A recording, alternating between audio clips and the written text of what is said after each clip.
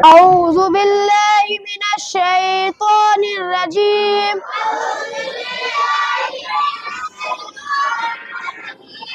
بسم الله الرحمن الرحيم. التحيات لله والصلوات والطيبات السلام عليك أيها النبي ورحمة الله وبركاته. السلام علينا وعلى عباد الله الصالحين.